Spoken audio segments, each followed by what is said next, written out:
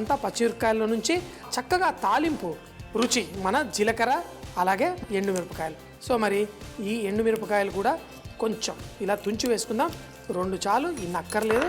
తాలింపు కూడా నెయ్యితోటి మంచి పలసటి పప్పు ఇలా నెయ్యి వేసి తాలింపు వేసుకుందాం. ఇప్పుడు ఎండుమిరపకాయలు జీలకర్ర 2 వేసేసుకున్నాం. ఈ తాలింపులో మన కరివేపాకు, ఇంగువ, అలాగే మనం సన్నగా కట్ చేసుకున్న ఉల్లిపాయలు కూడా ఇందులో వేసేసుకుందాం. తాలింపులో మనకు ఉల్లిపాయ తక్కువ, మిగతాయి ఎక్కువ. ఎందుకంటే మంచి సువాసన బయటికి తీసుకురావడం కోసం ఇందులో కొంచెం అంత పసుపు. ఈ పసుపు వేసి ఇప్పుడు మనం దంచుకున్న వెల్లుల్లి, ఈ వెల్లుల్లి రెబ్బలు కూడా మంచి పలసటి చారులో, ఎందుకంటే ఈ పలసటి చారు తాగుతూ ఉంటే ఈ తాలింపు చక్కగా మనకి నోట్లో వచ్చి మంచి రుచిస్తుంది. ఆ నేతి వల్ల కూడా దీనికి మంచి సువాసన వస్తుంది. ఇప్పుడు కట్ చేసుకున్న పచ్చిమిరపకాయలు, వెల్లుల్లి అన్నీ పడ్డాయి. కొంతమంది ఇందులో టమాటా ముక్కలు కూడా వేసుకుంటారు, కానీ ఇందులో క్యాప్సికమ్ వేస్తున్నాం కాబట్టి టమాటాలు నేను వేయట్లేదు. కావాలంటే వేసుకోవచ్చు కూడా. ఇప్పుడు క్యాప్సికమ్ అన్నీ పడిపోయాయా, ఒక్క ఉప్పు పడాలి అంతే.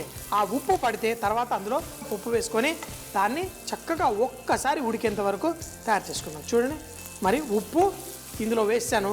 ఈ క్యాప్సికమ్ ఈ పప్పు ఉడికిన వెంటనే అది కూడా ఉడికిపోతుంది. మంట ఎక్కువగా పెంచేసుకొని మనం పలసగా చేసుకున్న ఈ పప్పుని ఇందులో వేసేసుకుందాం. ఇది క్యాప్సికమ్ తాలింపు పప్పు రెడీ అవుతుంది. ఒక్కసారి చక్కగా మరగనిద్దాం. మరిగిన వెంటనే స్టవ్ కట్టేసి తర్వాత, అంటే స్టవ్ కట్టే ముందు మరొక్కసారి దీని రుచి చూద్దాం. పప్పు ఉడకడానికి వచ్చింది. క్యాప్సికమ్ వీటి రంగు మారకూడదు, ఇలా చక్కగా మెరుస్తూ ఉండాలి. అలాగే దీనిపైన ఉన్న ఈ నురుగులాగా ఉన్నది కూడా కొంచెం తగ్గిపోవాలి. అంటే బాగా ఇలా ఉడికిన వెంటనే మనం స్టవ్ కట్టేస్తే ఆ నురుగులా వచ్చినది కొంచెం నూనెలా తయారై పైన ఫ్లోట్ అవుతూ ఉంటుంది. గుజరాతీ వాళ్ళు ఇలాంటి పలసటి పప్పు చేసుకున్నప్పుడు రొట్టెలతో, అంటే ఒక బౌల్లో పోసుకుంటారు, దాన్ని తింటూ ఆ బౌల్ని దగ్గరికి తెచ్చి ఆ రొట్టెను ముంచి ఇలా తిని కొంచెం తాగుతూ ఉంటారు. ఇప్పుడు ఇలా ఉడికి ఆ నురుగు కొంచెం తగ్గిన తర్వాత మనం స్టవ్ కట్టేద్దాం, ఇలా మూత పెట్టేద్దాం. ఒక 2-3 నిమిషాల తర్వాత దీన్ని చక్కగా వడ్డించేసుకుందాం.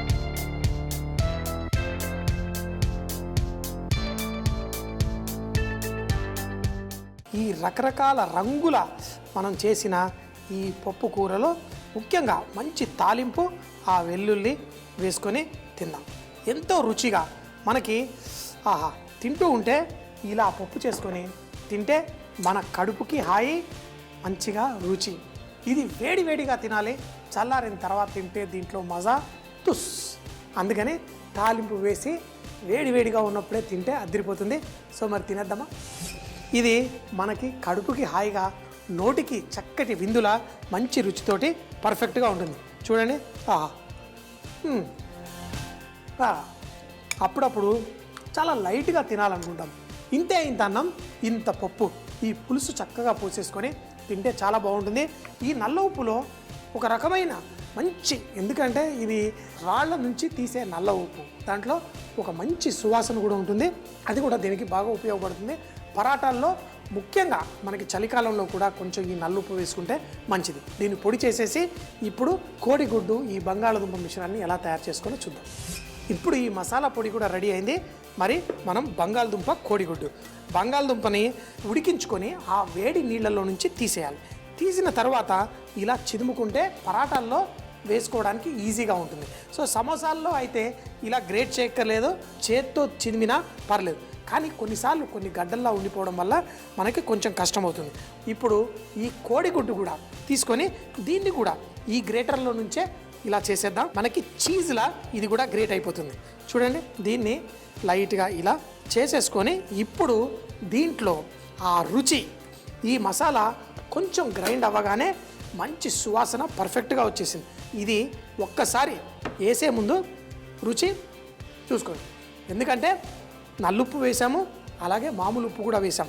దీంట్లో ఇలా వేసుకొని ఈ మిశ్రమాన్ని కలుపుకుందాం. ఇదే మిశ్రమం ఇప్పుడు మన పరాటాలో వెళ్తుంది. మరి ఇదంతా ఎప్పుడైనా మనం ఏది తయారు చేసుకున్నాం, ఇప్పుడు పిల్లలకి కోడిగుడ్లు అంటే ఇష్టం, అదే కోడిగుడ్డు చక్కటి సువాసన కూడా పరాటాలో వచ్చేస్తుంది. కోడిగుడ్డు మన బంగాళదుంప తింటుంటే చక్కటి టేస్ట్ ఉండాలి. ఎందుకంటే ఈ పరాటా లోపల స్టఫింగ్ ఉంటుంది కాబట్టి లైట్గా ఉప్పు వేసేసుకొని పర్ఫెక్ట్ చేసుకుందాం. కావాలంటే ఇందులో కొంచెం అంత నిమ్మరసం కానీ మనం చాప్ చేసిన కొత్తిమీర కానీ వేసుకోవచ్చు. పిండి ఇప్పుడు సాఫ్ట్గా అయిపోయింది. చేసుకున్న బంగాళదుంప ఈ కోడిగుడ్డు మిశ్రమంలో నిమ్మరసం కూడా లైట్గా పిండేస్తాను. ఇది కూడా ఇటు పక్కన పెట్టేసుకుందాం. ఇప్పుడు మనం చేసుకున్న ఈ పిండి చూడండి, ముందు కలిపిన దానికంటే ఇప్పుడు సాఫ్ట్గా ఉంది. దీన్ని మనకు కావాల్సినంత సైజ్ పెద్దగా ఉంటాయి, లోపల స్టఫింగ్ ఉంటుంది. మైదా పిండి కాదు, ఇది గోధుమ పిండి. గోధుమ పిండితో చక్కగా రొట్టెలు చేసుకొని తినాలి. మనకు కావాల్సిన సైజులో మనం చేసేసుకున్నాం. ఓ గ్లాసుడు పాలతో 4 పరాటాలు చక్కగా ఈజీగా రెడీ అయిపోతున్నాయి. సో కొంచెం ఒకటి పెద్దగా ఉంది, ఒకటి చిన్నగా ఉంది కాబట్టి దీన్ని అడ్జస్ట్ చేసేసుకుందాం. అన్నీ ఈక్వల్ సైజులో చేసేసుకుంటే పరాటాలు పర్ఫెక్ట్గా ఉంటుంది. వీటిలలో ఒక్క పరాటా తిన్నా కడుపు నిండిపోయేలా స్టైల్లో తయారు చేసుకుందాం. కొంచెం ఈ లావు పరాటాలు ఎలా చేసుకోవాలో చూద్దాం. మన పిండి ఎంత ఉందో మన మిశ్రమం కూడా అంత ఉండాలి. ఇప్పుడు ఒక్క పరాటాకి ఈ విధంగా ఉండలు తయారు చేసి రెడీ పెట్టేసుకుందాం. ఇలా చేసుకొని మన పరాటాలు పర్ఫెక్ట్గా స్టఫింగ్ చేసి చేసుకుందాం. మరి ఒక్క పరాటా తిన్నా కడుపు నిండిపోవాలి. దీంతో పాటు చక్కగా వెన్న కూడా వేసి మనం చేసుకోవచ్చు. పిండి మిశ్రమము మన స్టఫింగ్ సేమ్గా ఉండాలి. అయితే స్టఫింగ్ ఎక్కువగా ఎప్పుడు ఉండాలని చూస్తా అంటే పాలకూర ఇలాంటివన్నీ వేసి స్టఫింగ్ చేసుకుంటాం కదా వాటిల్లో. మరి ఇది బ్రేక్ఫాస్ట్ పరాటా. మనకి డిన్నర్ పరాటాలో మనం వేసే కూరగాయల మిశ్రమం ఎక్కువ ఉండాలి. బ్రేక్ఫాస్ట్ పరాటాలు మాత్రం మనకి కొంచెం శక్తినిస్తుంది. పిండి కూడా ఎక్కువగా ఉంటే నష్టం లేదు. ఇప్పుడు మనం ఇది వేసుకున్నాం. కానీ చాలామంది ఏం చేస్తారంటే పిండి బాగా ఎక్కువ పెట్టి దీంట్లో వేసే మిశ్రమం తక్కువగా ఉంటుంది. అలా ఉండకూడదు. అయితే ఈ పరాటాలు మంచిగా ఫ్రై చేసుకుందాం. అది కూడా ఎందులో మంచిగా వెన్నలో ఫ్రై చేసుకుందాం. ఈ పిండి మిశ్రమం రెడీ అయిపోయింది.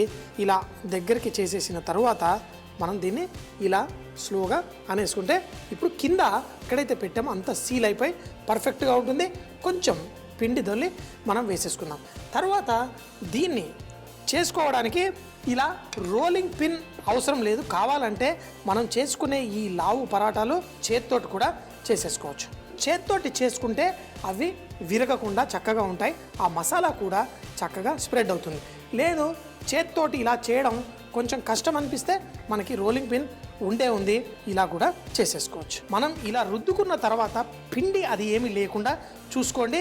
ఎందుకంటే పిండి ఎక్కువ ఉందనుకోండి మరి ఇది మనకి ఫ్రై చేసినప్పుడు అంటే మనం కొంచెం మంచిగా దీంట్లో నెయ్యి వేసి లేకపోతే ఏదైనా ఫ్రై చేసినప్పుడు పిండి నల్లగా అయిపోయే ప్రమాదం ఉంటుంది. ఇలా చేసి రెడీ పెట్టుకుందాం. కొంచెం పెనం వేడెక్కిన తర్వాత మనం దీన్ని చక్కగా కాల్చేద్దాం. మరొక పరాటా రెడీ చేసేసుకుందాం. ఇలా కొంచెం ఎక్కువ ఫ్లార్ ఏం లేకుండా మనం దులిపేద్దాం. చక్కగా దీన్ని వేడిగా ఈ పెనానికి ఇంకా కొంచెం చిన్నగా ఉంటేనే బాగుంటుంది. కానీ మంచిగా కోడిగుడ్డు బంగాళదుంప బ్రేక్ఫాస్ట్లో మరేం కావాలి అంటే ఈ కాలంలో ఎప్పుడైనా ఫ్రెష్గా ఆవకాయ పచ్చడి చేసుకోవచ్చు. ఈ మధ్య అంటే 3 రోజుల కిందట మంచి మామిడికాయలు దొరికితే పచ్చి మామిడికాయలు తీసుకొచ్చి మంచి ఆవకాయ కూడా పెట్టేసుకున్నాను. ఆ ఫ్రెష్గా చేసిన ఆవకాయ పచ్చడి అంటే వారం రోజుల తర్వాత తింటుంటే ఆ పచ్చడిలో కూడా భలే ఆనందంగా వస్తుంది.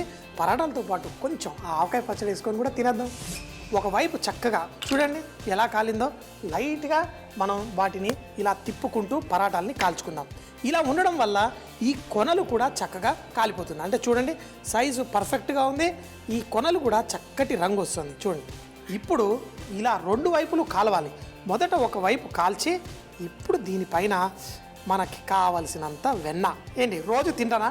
మన షోలో రోజు తిన్న కదా, ఎప్పుడో ఒక్కసారి కదా ఇలా తినేది. వెన్న వేసుకొని మనం ఇప్పుడు ఒక పక్కన కాలిన తరువాత మరో పక్కకి తిప్పేసి కుక్ చేసుకుందాం. ఆహా, ఇప్పుడు ఇటుపక్క కూడా వెన్న వేసుకొని చేసుకుందాం. కొంచెం బ్రేక్ఫాస్ట్ పరాటాలు లైట్గా కాలినా ప్రాబ్లం లేదు. ఆహా, బ్రేక్ఫాస్ట్లో తింటే పరాటా రోజంతా ఆహా అంటే మధ్యాహ్నం. ఎందుకంటే కొన్నిసార్లు పొద్దున్నే నాలాంటి వాళ్ళు పొద్దున 6 గంటలకి ఇంట్లో నుంచి బయలుదేరి వెళ్ళిపోతాం. సో మరి ఈ పరాటా ఎంతో పర్ఫెక్ట్గా ఎంత చక్కగా ఉందో. మరి ఇంకొక పరాటాను కూడా ఇందులో వేసి కాల్చేసుకుందాం. ఇంట్లో కాల్చేటప్పుడు 2 పిల్లలు ఉన్నా వాళ్ళకి చక్కగా ఫ్రెష్గా అంటే ఒకేసారి వేడిగా పెట్టగలగాలి. ఒకటి పెట్టేద్దాం, మరి ఇంకోటి కూడా ఈ లోపల కాల్చేసి తినేద్దామా. పరాటా చూస్తే ఎలా ఉంది, దాంతోపాటు దూకి ఆ కొంచెం అంత పెరుగు ఆవకాయ, ఇంకేంటి జీవితంలో ఇంకేం కావాలి. పరాటాలు ఒకటి కాదు 2. ఒకటేమో ఫ్రెష్ ఆవకాయ, ఇంకోటేమో అల్లం పచ్చడి. మరి ఒక్క పరాటా తింటే ఏం బాగుంటుంది? ఈ పచ్చడికి ఆ పచ్చడికి న్యాయం చేద్దాం. ముందుగా ఆవకాయ ఫ్రెష్, మన రొట్టె కూడా బంగాళదుంప అన్నీ వేసుకున్నాం. ఆహా